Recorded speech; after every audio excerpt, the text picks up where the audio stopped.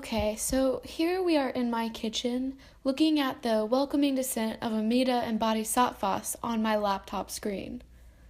The artist is unidentified. The period is the Nanbukcho period, which spanned from 1336 to 1392. It's from Japan. It's a hanging scroll made out of ink and gold on silk. So basically, this was an important image for any Pure Land Buddhists at their time of death. And it depicts Amida and his attendants, the Bodhisattvas, descending from heaven to take a believer back to the Western paradise. Right, and the Western paradise is called Raigo in the Pure Land Buddhist belief. The Amida is the celestial Buddha. He's the principal Buddha for the Pure Land Buddhists. It's a branch of East Asian Buddhism, and Amida is the Japanese form of the Sanskrit Amida with a T, meaning immeasurable one. And so the Bodhisattvas, they are a person who is able to reach nirvana, but chooses not to and delays going to nirvana to help other people out of compassion to save suffering beings.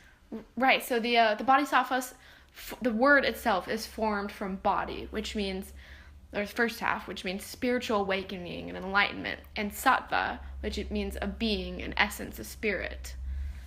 And the Bodhisattvas versus Buddha. Bodhisattvas appears to be more decorated with jewelry, but the Buddha appears to be more simple. Right. You can see that the Bodhisattvas are decked out, and they have all sorts of things, like a normal, just human being residing on Earth would, because they have not yet reached nirvana where Buddha is. Basically, the entire image was shown to represent the Pure Land school beliefs in salvation through faith.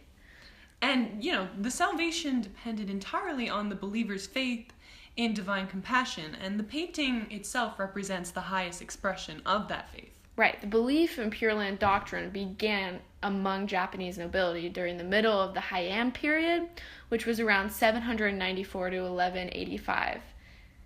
And Raigo paintings were often hung by the bedside of the dying to ensure the rebirth in paradise. Right. The Amida is Buddha of the Pure Land paradise. So it shows him and his attendants descending from the Pure Land to accept the soul of the dying believer.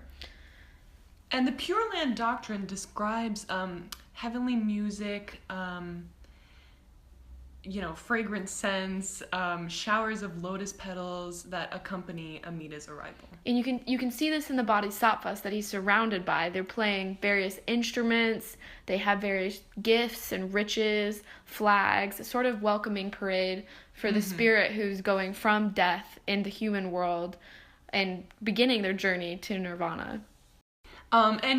Since traditionally the dying lay with their heads to the north and their faces looking west, the Raigo paintings usually depict the Buddha and his entourage descending from the upper left towards the lower right, aligned with the gaze of the dying individual. Yes, and although not so blatant in this piece, you can still tell that the general curve and direction of all the figures starts from the top left and is heading towards the bottom. Especially Amida in the center, who you can see is and his face is tilted towards the right, so you can see that he has come from the left.